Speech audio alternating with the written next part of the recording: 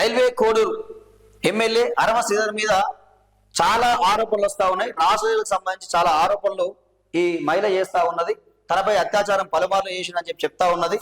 తను చాలా వేధించిండు అని చెప్తా ఉన్నది. సో ఒక 2 నిమిషాలు ఆ మాట విందాం.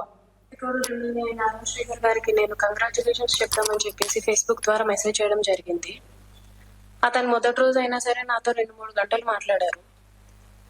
లాస్ట్ లో అతని నెంబర్ నాకు ఇచ్చి నా నెంబర్ అతను తీసుకున్నారు. ఇప్పుడు ఒకటమ్మా, ఫస్ట్ రోజు కంగ్రాచులేషన్ చేసిందట. మరి ఆయన 2 గంటలు మాట్లాడితే నీకెక్కడ సోయిందమ్మా? ఇవ్వ 2 గంటలు స్టార్టింగ్ చేసిందట. మరి ఏం మాట్లాడుకుంటే ఏం చేసిరమ్మా మీరు? సో ఇందాం. టెలిగ్రామ్ అనే యాప్ లో నాకు మెసేజ్ చేశారు. నా గురించి అంతా తెలుసుకుంటూ వచ్చారు. అంటే నువ్వేం చేస్తూ ఉంటావు, ఎక్కడ ఉంటావు, నీకు పెళ్ళయిందా, నీ భర్త ఏం చేస్తాడు, పిల్లలు ఉన్నారా, ఇదంతా తెలుసుకుంటూ వచ్చారు. నా భర్త నాకు దూరంగా ఉంటున్నాడు అనేసి తెలుసుకున్నారు. సో ఇక్కడ ఏమంటుంది, నా భర్త నాకు దూరంగా ఉంటాడని తెలుసుకున్నాడు. సో ఇక దాన్ని నేనున్నా అంటే ఆమెకు హామీ ఇచ్చినట్టుగా, నేను చూసుకుంటా, నీకు ఎవరు లేరనుకోకు, అన్ని విధాలు నేను చూసుకుంటా అని చెప్పి ఇక ఆమెకు హామీ ఇచ్చినట్ట. హామీ ఇచ్చి ఆమెతో టెలిగ్రామ్ ద్వారా ఆమె మెసేజ్ చేసిండట.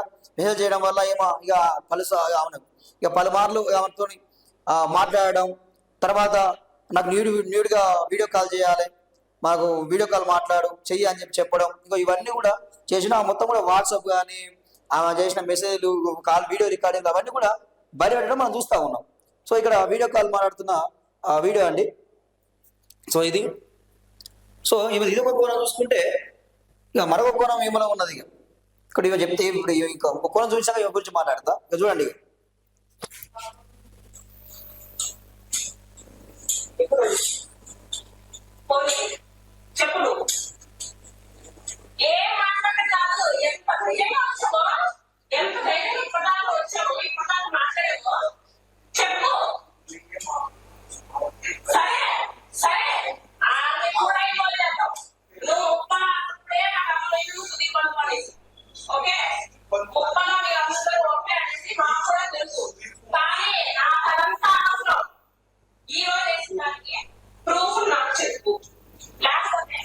సో ఒక రిపోర్టర్ని ఇంటికి పిలిచి మరి బెదిరిస్తా ఉన్నది.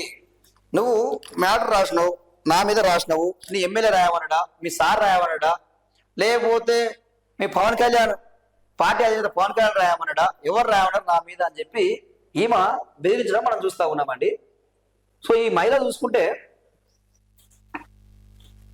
ఇప్పుడు ఈమె చెప్పొచ్చు ఏంటంటే, ఇప్పుడు ఒకటి ఏమంటుంది, నాకు మొత్తం మీద ఆయన గెలిచిండు, నీకు కంగ్రాట్స్ చెప్పినా, సో నా 2 గంటలు మాట్లాడుకున్నాము, మీ ఫోన్ నెంబర్ మార్చుకున్నాము, తర్వాత ఆయన ఇట్లా నాకు వీడియో కాల్ చేయాలని చెప్పి ఒత్తిడి చేసి నేను చేయనని చెప్పినా, తర్వాత ఆయన బలవంతంగా మా ఇంటికి వచ్చేవాడు, వచ్చి నన్ను బయటికి తీసుకెళ్ళి నన్ను చాలా తీవ్రంగా బలంగా కొట్టుకుంటూ నా మీద అత్యాచారం చేసిండు, నన్ను రేప్ చేసిండు.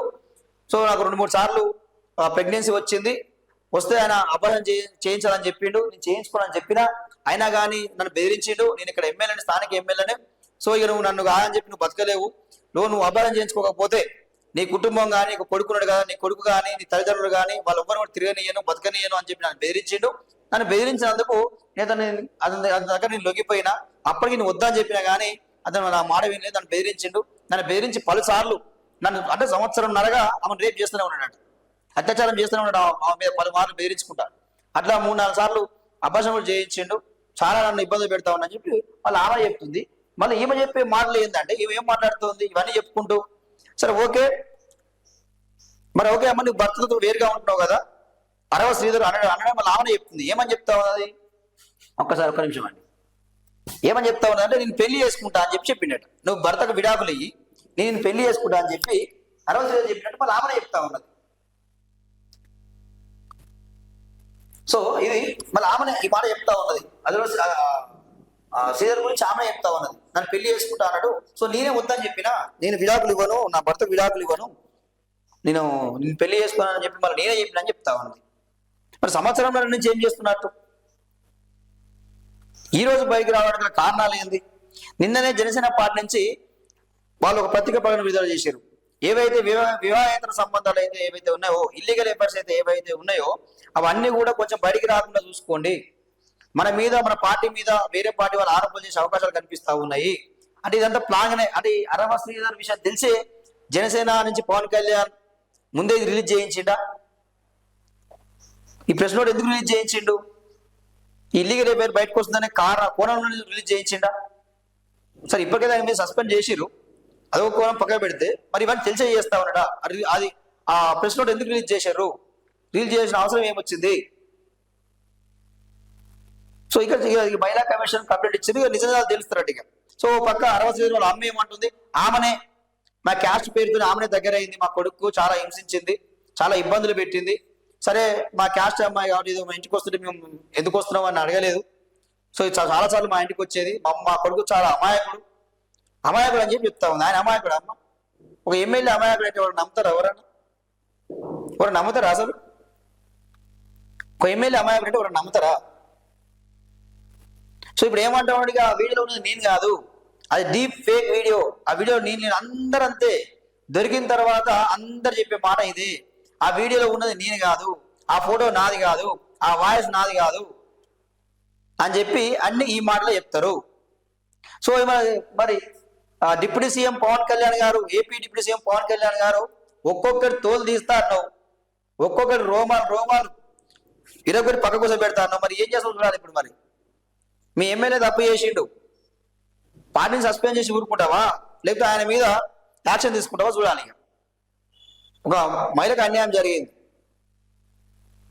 సో ఇక కోణంలో విచారిస్తున్నారట. కానీ ఇంకో కోణం, మరి ఇంకో కోణం చూసుకుంటే ఆమె ఒక విలేకరిని ఇంటికి పిలిపించుకొని ఆమె బెదిరించడం, బూతులు తిట్టడం, అది ఆశ్చర్యం కలిగిస్తా ఉంది. అంటే ఈమె ఎలాంటి వ్యక్తిత్వం ఎలాంటిది ఏంది అనేది ఒక ఆశ్చర్యం కలిగిస్తా ఉన్నది.